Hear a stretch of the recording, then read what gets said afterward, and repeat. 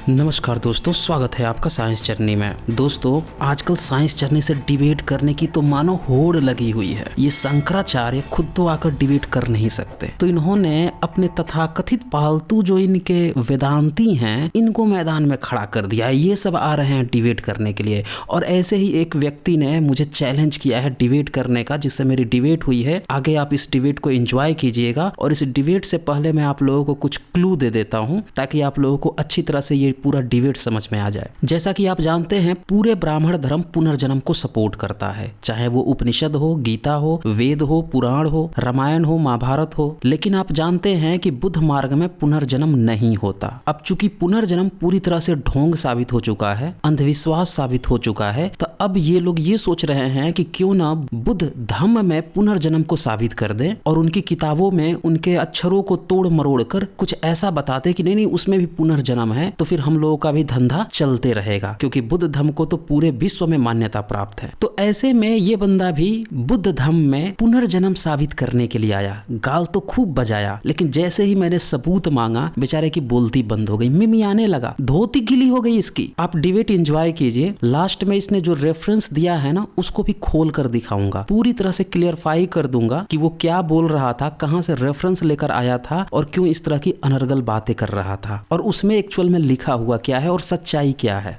तो आइए दोस्तों, डिबेट को एंजॉय करते हैं। एस प्रसाद जी, हाँ जी, स्वागत है सर आपका। एथीस्ट नास्तिक होने के कारण मैंने भारत के हिस्ट्री को थोड़ा देखा। हेलो। बोलिए।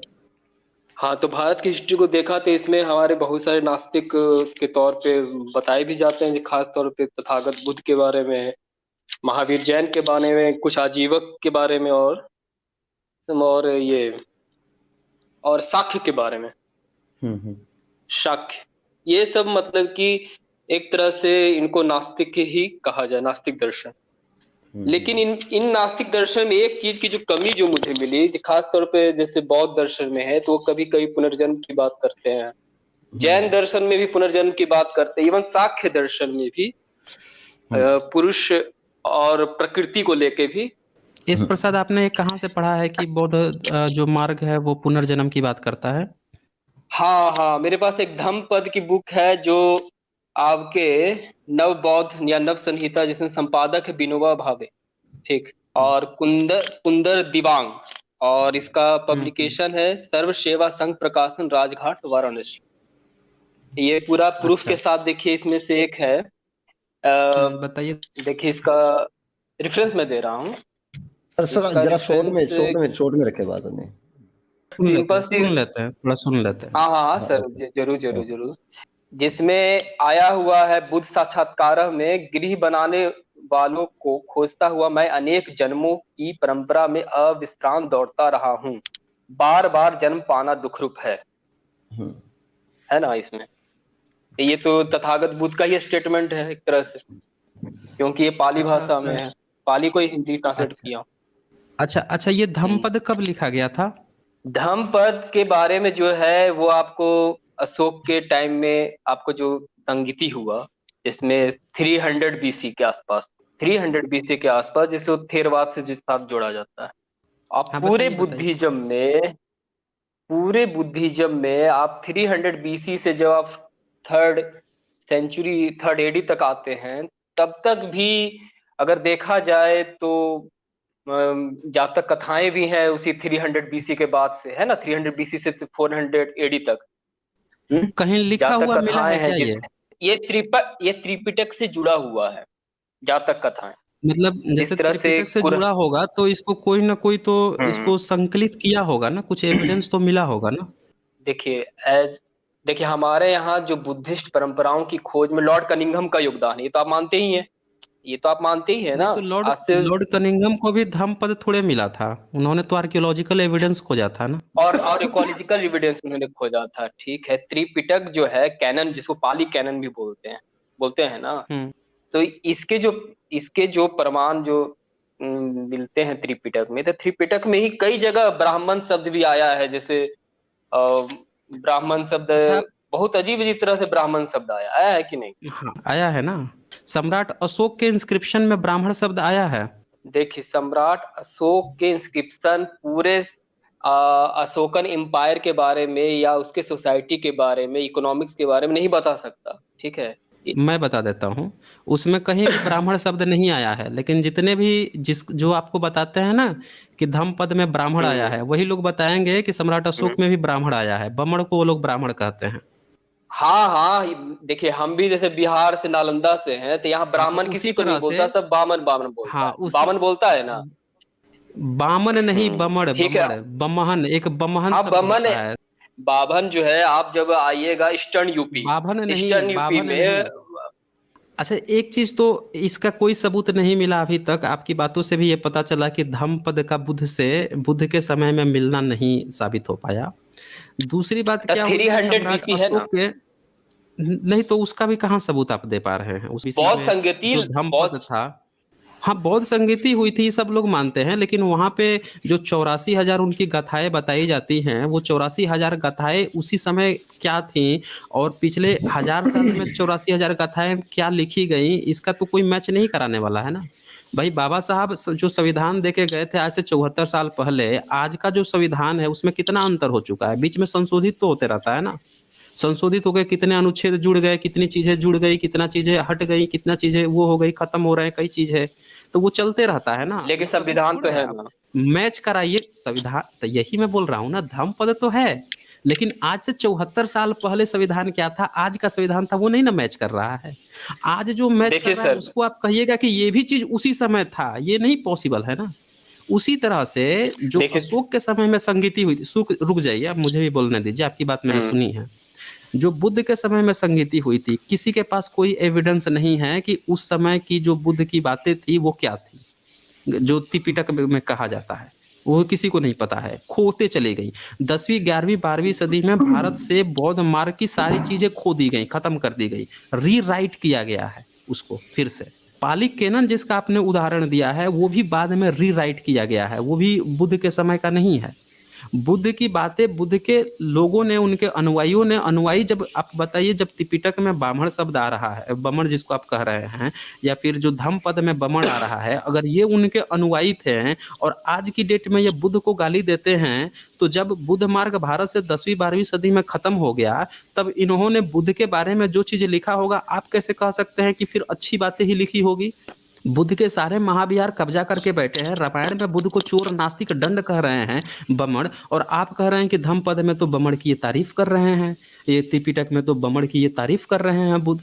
मुझे ब्राह्मण से, बमन नहीं से है कोई ना, तो मतलब नहीं। आपको मुझे यही चीज मैं समझाता हूँ कि मुझे ये चीज जो है ना, जो मुझे आपने जो कहा ना रीबर्थ का, सुन लीजिए, रुक जाइए। रीबर्थ बौद्ध मार्ग में होता ही नहीं है। ये पहले एक अपना जो कंफ्यूजन जहां से भी आप लिए हैं वो दूर कर लीजिए। रीबर्थ बौद्ध मार्ग में होता ही नहीं है। पुनर्जन्म जो है पूरी तरह से ब्राह्मण धर्म का पार्ट है। इसमें ईश्वर अवतार लेता है, इसमें आत्मा होती है जो बार बार अवतार कराती है, लेकिन बुद्ध मार्ग में आत्मा ही नहीं होती है। उसमें जीवन जो है सीधे निवाण की प्राप्ति हो जाता है। लोग जब मरते हैं, उनके अंदर कोई दुख क्लेश वगैरह है, अगर उसको जिंदगी में ही प्राप्त कर लिए तो निवाण को प्राप्ति हो जाते हैं, मर जाते हैं, उनका अस्तित्व खत्म हो जाता है। बुद्ध ने कभी नहीं कहा कि मैं जो है मरूंगा, इसके पहले क्या जन्म लिया था, फिर क्या जन्म लूंगा। जो जातक कथाओं का आपने एग्जाम्पल दिया कि पुनर्जन्म के बारे में, वो कथा कहानी है, बच्चों को शैक्षणिक रूप से बताने के लिए कही गई है। उसका बुद्ध के जन्म से कुछ लेना देना नहीं है, ठीक है ना। ये उनके अनुयायियों ने उनके नाम पर लिखी है, उसका बुद्ध से कुछ लेना देना नहीं है। आप जो है और डिटेल्स में, चूंकि आप इतना कुछ पढ़े लिखे हैं, तो मैं आपको एक सजेशन देता हूं। आप जो है रेशनल वर्ल्ड पे 3 स्ट्रीम पड़ी है, जिसमें पूरी डिटेल से मैंने दिखाया है। SJL68, हेलो SJL70 और हेलो, एक सेकंड, एक SJL71, सेकंड। 3 स्ट्रीम जाकर देखिएगा, ठीक है ना। साइज जर्नी आपको सर। पूरा लेकिन क्लियर हो बात, जाएगा, हेलो फिर आप इस पर मुझसे बात कर हेलो। लीजिएगा। ओके। हाँ हाँ, देखिए बात साफ ये है कि हम्म। जब मैं तथागत बुद्ध को पढ़ा, या जिसको आप प्रमाण मानते हैं या नहीं मानते हैं, ये अलग बात है, आप किसको प्रमाण मानते हैं। देखिए एस प्रसाद, हम किसी चीज को दूसरे के ऊपर नहीं थोप सकते ना। अगर तो पुनर्जन्म आप कैसे होता प्रमाण तो मान सकते जितने हैं। बुद्धिस्ट है, यही तो बोल रहा हूं, जब जिस चीज का प्रमाण नहीं है तो आप क्यों जबरदस्ती उस पर थोप रहे हैं कि तुम भी पुनर्जन्म मानो। सम्राट अशोक के इतने नहीं नहीं, इंस्क्रिप्शन मिले, कहीं पे भी उसने पुनर्जन्म सम्राट, का जिक्र किया, कहीं पे भी उसने जिक्र किया। अच्छा, जितने बुद्धिस्टों के ग्रंथ मिले हैं, जितने इतने ग्रंथ मिल गए, प्रमाण वर्तिका मिल गया, जिसमें वो सीधे सीधे धर्मकीर्ति बोल रहा है कि जो भी ईश्वर को मान रहा है, आत्मा को मान रहा है, जो वेद को मान रहा है, वो मूर्ख होता है। पुनर्जन्म की बात ही नहीं कर रहा वो कहीं पे की। पूरी उनकी चीजें आपको पढ़नी पड़ेगी ना, कहीं पे पुनर्जन्म की चर्चा नहीं है। मैंने आप इसका जो देखिए है साफ प्रमाण है। बताइए, थोड़ा बताइए नहीं क्या है। प्रमाण है पुनर्जन्म का? पहला क्या बात प्रमाण ये बताइए। है कि ठीक है, हम्म अगर सिक्स सेंचुरी बीसी में तथागत बुद्ध ने कुछ बोला, ठीक है, पहले तो परंपरा राइटिंग की वैसी परंपरा नहीं थी आज की तरह, नहीं न थी, वो थी याद करने की सुनिए, परंपरा। इस याद करने की परंपरा थी, तो बुद्ध का जो एक्चुअल सिद्धांत है ना, वो 4 आर्य सत्य है, और उसका जो सॉल्यूशन उन्होंने दिया है, जो चौथा जो आर्य सत्य है, जिसमें सॉल्यूशन अष्टांगिक मार्ग दिया है, या जो निवारण की बातें बताई है, उसमें पुनर्जन्म क्यों नहीं बताए हैं कि दुख जो होता है वो पुनर्जन्म से आता है। आपने जो धम्म पद की बात कही प्रतीक वो विरोधाभास झलकाती है। हाँ, प्रतीक समुत्पाद में भी बारह उन्होंने नहीं चक्र जो कहा है। है, कहाँ अविद्या कहा के है? बाद जन्म जरा मरण है ना। एस हाँ, प्रसाद नहीं जी, जन्म, एस प्रसाद जी। एक मिनट जन्म, नहीं नहीं, अविद्या से दुख उत्पन्न होता है, ये बात है प्रतीत समुत्पात में, उस पुनर्जन्म की भी बात नहीं है। लास्ट क्या है, लास्ट क्या है? बताइए, जरा आपको मरण बताइए, है ना। दुख होता है, कहाँ जन्म मरण है, बताइए मेरा ये जन्म का। ठीक है, आप बुद्धिस्ट मतलब चीज मतों में आप यकीन रखते हो अलग बात हो, एज ए नास्तिक के तौर नहीं, पे मैं एक साफ ये मिनट, कहना एस चाहता प्रसाद, हूँ एस यही प्रसाद, आपको कि जानकारी नहीं बुद्धिज्म है। में भी आपको जानकारी ही नहीं है। एस प्रसाद, मैं कहता हूँ नहीं नहीं आपको नहीं बुद्धिज्म के मैं बारे में जानकारी नहीं है, ना बुद्ध के बारे में जानकारी। नहीं, मुझको 2 मिनट मैं समय आप दीजिए। मैं आपको समय एक भी मिनट, नहीं दूंगा, लेकिन आप फेक इसको दो क्लेम कर मिनट रहे हैं। मैं फिर से कह रहा हूँ, आप जो नहीं है नहीं नहीं मुझ पर थोप रहे हैं कि आपको बुद्धिस्ट की एक मिनट, जानकारी है कि नहीं एक है। मिनट सर, पर सर सर सर सच्चाई सर पर सच्चाई ये है कि आपको खुद जानकारी नहीं है, आप फेक क्लेम कर रहे हैं। अपनी जानकारी दुरुस्त करके आए जी। एक मिनट सर, मैंने इनका माइक अभी म्यूट किया है, तो मुझे कमेंट में भी शिकायत आ रही थी कि ये आप बहुत ज़्यादा चिल्ला रहे हैं, और चिल्लाहट, ये चिल्लम चिल्ली ना भैया मेरे चैनल पे नहीं चलती है। ठीक है, आप आराम से बात करें। यहाँ पे बहस नहीं होती है, यहाँ पे बात हो सकती है। बहस करनी है तो कहीं और जाइए, बात करनी है तो बात कर सकते हैं। बात को प्यार से रखें। आपसे ऊंचा मैं बोल सकता हूँ, कमांड मेरे हाथ में है, ठीक है? तो ऊंचा मत बोलिए, प्यार से अपनी बात को रखिए। आपको 1 मिनट के लिए अनम्यूट कर रहा हूँ, अपनी बात को सही ढंग से रखें। और केवल आज मुद्दे पे बात करनी थी, लेकिन आप तो कहीं और ही बुद्धिज्म पे चले गए हैं। चलिए बोलिए, 1 मिनट है आपके पास अभी। हाँ है। हाँ देखिए, बोलिए। मेरा मानना ये है कि जिस तरह से भारतीय धर्मों में, जो भी हिंदू धर्म में, जैन, ये जो भी है, बौद्ध धर्म, इसमें सारे धर्मों में वही समस्या आ गई।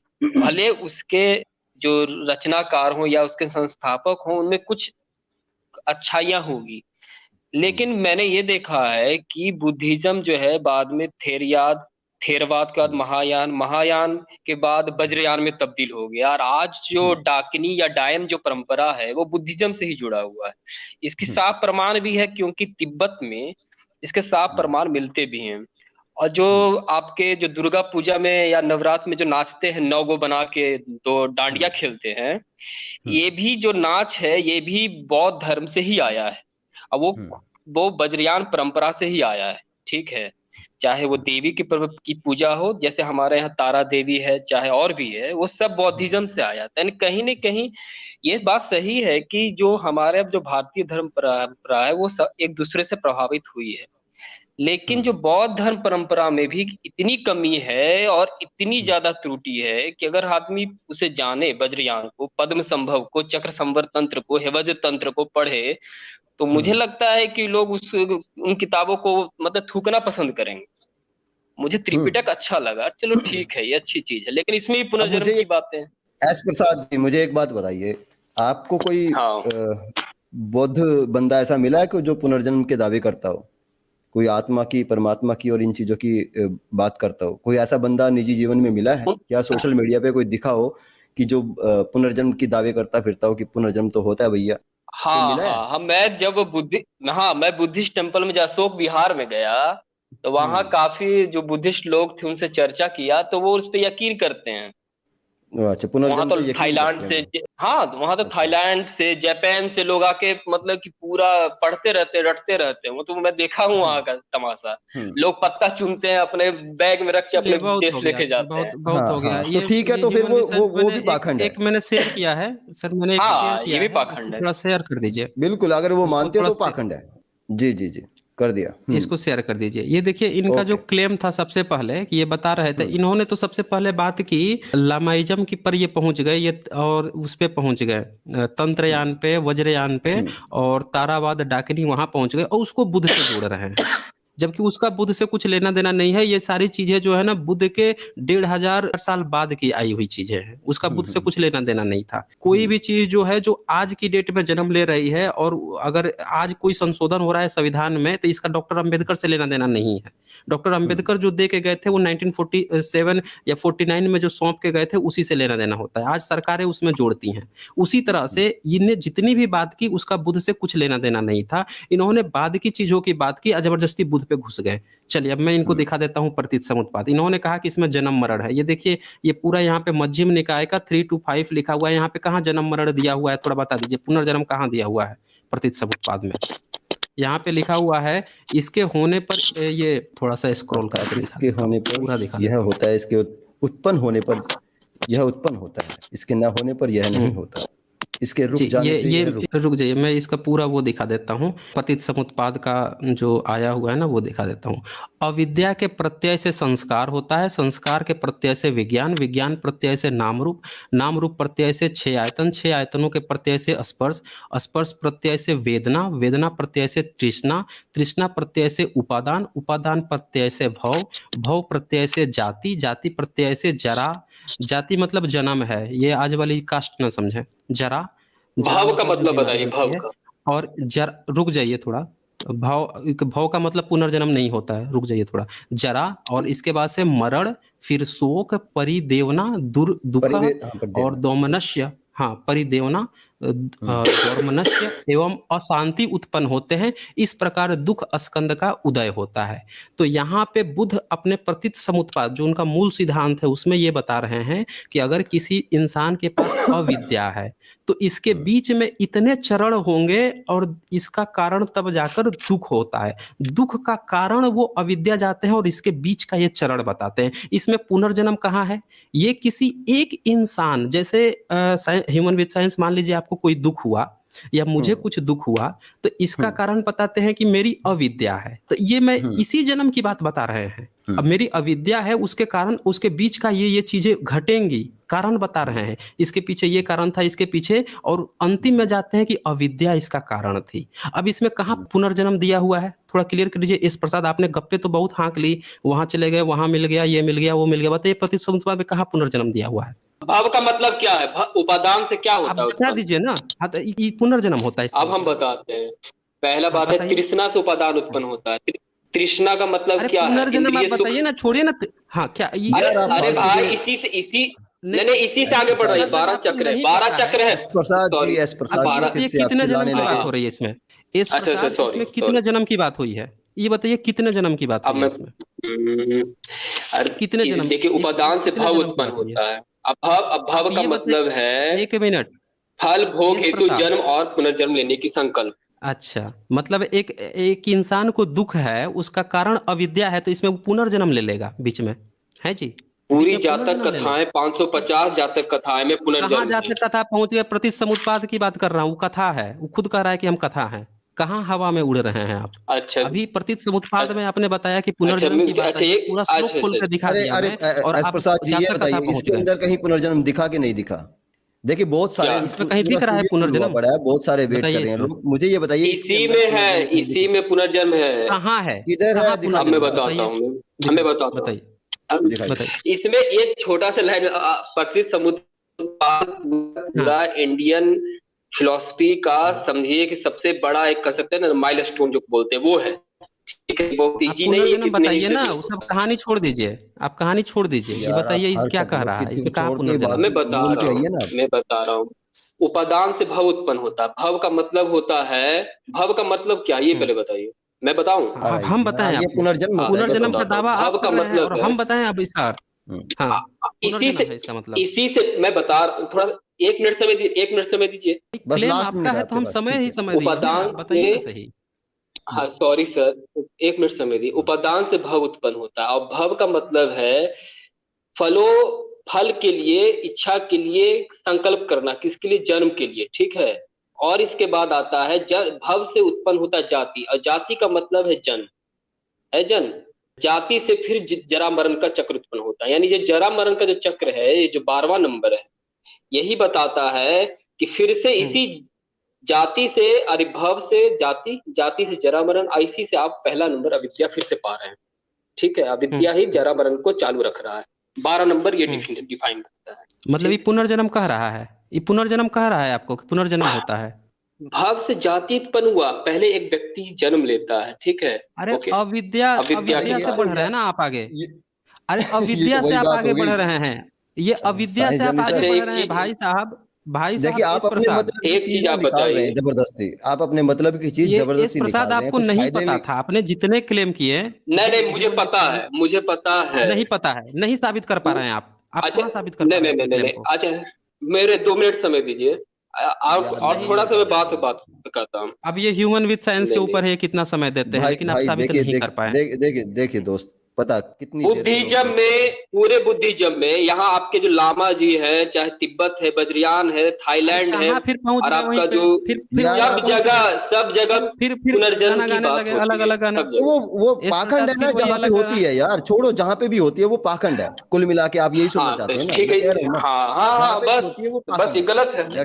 ये गलत है, दरअसल ये खुद ही गपोड़ी है, दरअसल ये खुद ही पाखंडी है। मैं आपको बता रहा हूँ, आप चिढ़ के मुझको गाली देना चाहते हैं। नहीं चिढ़ के गाली नहीं, आप चिढ़े हुए हैं ना, आप चिढ़े हुए हैं। अगर चिढ़े हुए नहीं है, आप बताइए कि आपने इसमें गलत क्लेम नहीं किया कि इसमें पुनर्जन्म है। आपने गलत नहीं, मैंने गलत क्लेम नहीं किया है। नहीं एस प्रसाद जी बताइए कहाँ है माननी पड़ेगी। ये तो आप मैंने धम्मपद की बुक खरीदी है। अरे इसमें कहाँ है पुनर्जन्म, आप दिखाइए ना। ये तो आपको मानना पड़ेगा, इसके अंदर कोई पुनर्जन्म नहीं है। जैसे अपने मतलब की चीजें धर्म ग्रंथों से निकालते हैं अपने फायदे के लिए, आप जाके रिसर्च कीजिए। इस तरह से यहाँ पे आप जाके रिसर्च कीजिए, हर जगह आप गलत है। देखिए पाखंड कहीं पे भी हो, आप जो कह रहे हैं ना, आप खुद ही पाखंडी हैं। चलो सबसे बड़े यही पाखंडी है। पाखंडी का यही डिफिनेशन होता है जो गलत क्लेम करता है। यहाँ पे इन्होंने पुनर्जन्म की बात की और नहीं साबित कर पाए। चलिए तो सर, ये इस तरह के धूर्त लोग होते हैं सर, ये सब और मुझे बताएंगे ये, हाँ, और मुझे बताएंगे कि ये इसीलिए बुद्धिस्ट है, क्योंकि ये ना सत्य बात कह देता है, किताब खोल के दिखा देता है, भैया कहाँ है, थोड़ा दिखा दो हमें। तो यहाँ पे तो आप लोग एक बात पूरी तरह से समझ गए होंगे कि इसने दावा ठोका कि प्रतीत समुत्पाद में पुनर्जन्म दिया हुआ है, लेकिन साबित नहीं कर पाया। जैसे ही मैंने खोल कर दिखाया, मिमियाने लगा, फिर इधर उधर की बातें करने लगा। पाखंड तो चिल्ला रहा था, लेकिन सबूत नहीं दे पा रहा है। तो ये ऐसे ही गपोड़े हैं, गप्पे खूब हाँकेंगे, लेकिन जैसे ही सबूत की बात कीजिएगा वैसे ही इनकी धोती गीली हो जाएगी। अब इसने जो रेफरेंस बताया था, बिनोआ भावे ने एक नव संहिता लिखी है धम्मपद की, उसकी सच्चाई ये है कि दोस्तों वो धम्मपद की किताब नहीं है। वो अलग बात है कि ये किताब 1959, दोस्तों आज नहीं 1959 बिनोआ भावे के नाम से संपादित हुई थी, जिसमें सिर्फ 18 वज्ञ ही शामिल किए गए हैं और उसके भी कुछ गिने चुने सूत्र शामिल किए गए हैं। और बिनोआ भावे जो हैं वो खुद ही वेदांती हैं, वो कोई बुद्ध मार्ग के बौद्ध भिक्षु वगैरह नहीं है जो उनकी किताब हो। इसको जानने के लिए आप इसी नव संहिता के भूमिका में चले जाइए, जहां पे बिनोआ भावे खुद लिख रहे हैं। यह बात है 1923 की, जब मेरी उम्र 28 इयर्स की थी और मेरे दिल और दिमाग में वेदांत रस भरा हुआ था। सुना आपने, ये खुद को वेदांती बता रहे हैं। इसके 22 वर्षों बाद सन 1945 में गीता के स्थित प्रज्ञ दर्शन पर मैंने व्याख्यान दिए, जिसकी समाप्ति में वेदांत और बौद्ध दर्शन के अंतिम ध्येयों की एक रूपता दिखाने की मैंने कोशिश की। सुना आपने, ये जो गीता है, उपनिषद है, इसके ये ज्ञाता थे। धम्मपद को जबरदस्ती इसमें एक रूपता दिखा रहे हैं, इसीलिए तो इनके अनुयायी इसमें पुनर्जन्म दिखा रहे हैं, क्योंकि गीता भी पुनर्जन्म मानती है, वेदांत भी पुनर्जन्म मानता है, और ये बोल रहे हैं कि मैं बुद्ध धम्म को भी इसमें जोड़कर एक रूपता दिखाने की कोशिश कर रहा हूँ। तो दोस्तों ये सच्चाई है। दरअसल बिनोआ भावे, विवेकानंद जैसे अनेकों ऐसे लोग थे जो लोग ब्राह्मण ग्रंथों की तरह ही बुद्ध धम्म को भी बताने की कोशिश कर रहे थे। और ये जो वेदांती आया था डिबेट करने के लिए, ये भी इन्हीं का प्रतिनिधि था। इसे बुद्ध धर्म के बारे में ABCD तक नहीं पता था। ये फर्जी किताबें पढ़कर आया था बुद्ध धर्म में पुनर्जन्म साबित करने, और नहीं कर पाया। अब मैं बिनोआ भावे जो लिखे हैं वो भी श्लोक दिखा देता हूँ। जिस श्लोक को ये बता रहा था कि इसमें पुनर्जन्म दिया हुआ है धम्मपद के, उस श्लोक का अनुवाद बिनोआ भावे ने कुछ इस तरह से किया है। गृह बनाने वाले को खोजता हुआ मैं अनेक जन्मों की परंपरा में अविश्रांत दौड़ता रहा हूँ। बार बार जन्म पाना दुख स्वरूप है। अब आप सोच रहे होंगे अनेक जन्मों की परंपरा, तो भाई साहब इन्होंने ब्रैकेट में यहाँ पे मरण लिखा हुआ है, यहाँ पे मरण नहीं है। जन्म के साथ कोई व्यक्ति अगर मर जाता है तब उसको जन्म मरण एक साथ आता है, और ये जन्म हिंदी में अनुवाद किया गया है। पाली में जाति लिखा हुआ है, और जाति का मतलब सिर्फ जन्म नहीं अवस्था होता है। इसका मतलब ये हुआ कि जब आप तपस्या कर रहे हैं, व्रत कर रहे हैं, एक पैर पर खड़े हैं, या आप ध्यान कर रहे हैं, ये सारी अवस्थाएं हैं, ये अलग अलग जातियां हैं। इन सबको करने के बाद भी अगर आपको अपने प्रश्नों का उत्तर नहीं मिलता तो आपको दुख की प्राप्ति होती है। ये बात यहाँ पे कह रहे हैं ये। अरे इतना सब लिखना होता तो सीधे लिख देते कि मेरा पुनर्जन्म हुआ है, पिछले जन्म में मैं गाय था, पिछले जन्म में बैल था, सांड था, शेर था, ये सब लिखते ना। तो ये ढपोरे जो हैं ये तो खुद इनको पाली आती नहीं है, अर्थ तो समझ नहीं पाते हैं, और चलते हैं दूसरों को ज्ञान बांटने कि भाई उसमें पुनर्जन्म लिखा हुआ है। अब जब इतनी बात हो ही गई है, जिस धम्मपद में ये पुनर्जन्म बता रहा था वो भी मैं दिखा देता हूँ। ये डॉक्टर भिक्षु धर्मरक्षित जो हैं, इन्होंने धम्मपद का अनुवाद किया है। बिना रुके अनेक जन्मों तक संसार में दौड़ता रहा, ये भी लिखते हैं अनेक जन्मों तक। जन्मों मतलब अवस्थाओं में, यहाँ पे जन्म और मरण की बात नहीं हो रही या पुनर्जन्म की बात नहीं हो रही है। फिर आगे ये लिखते हैं, गृह को बनाने वाले को खोजते हुए पुनः पुनः दुख जन्म में पड़ता रहा। देखिए यहाँ पे क्लियर लिखते हैं, पुनः पुनः दुख जन्म, मतलब दुख वाली अवस्था में मैं पड़ता रहा। तो यहाँ जन्म जो है ना, जिसको पाली में जाति कहते हैं, इसका मतलब यहाँ पे अवस्था है। इस चीज को ये ढपोरे नहीं समझते हैं। फिर आगे ये लिखते हैं, हे गृह कारक, मैंने तुझे देख लिया, अब फिर तू घर नहीं बना सकेगा। तेरी सभी कड़ियां भग्न हो गई, गृह का शिखर गिर गया, चित्त संस्कार रहित हो गया, अर्हत्व प्राप्त हो गया। यानी कि मैं इतनी सारी अवस्थाओं से गुजरता रहा, जिसको ये जन्म कहा गया है हिंदी में, लेकिन बार बार मुझे दुख ही मिलता रहा। अब जब मैंने अपने प्रश्नों का उत्तर खोज लिया है तो अब कोई तृष्णा या दुख मुझे अब नहीं मिलेगा। ये बातें यहाँ पे हो रही है। ये जो वेदांती ढपोरा आया था, ये बंदा इसमें पुनर्जन्म साबित कर रहा था। कहीं आपको दिख रहा है पुनर्जन्म लिखा हुआ, रिवर्थ लिखा हुआ, कहीं इसमें दिखा आपको? नहीं मिला ना। तो ये ढपोरे जो हैं, जो संस्कृत जानते हैं और आते हैं पाली के शब्दों का संस्कृत की तरह अर्थ निकालने, तब भी ये साबित नहीं कर पाया। दरअसल इनकी औकात ही नहीं है कि ये अपने उपनिषदों पर, ये अपने वेदों पर, अपने रामायण महाभारत की जो इनकी गप्पे छानी गई हैं, गीता पर, इस पर डिबेट कर सके। तो चलिए दोस्तों, आज बस इतना ही। फिर मिलेंगे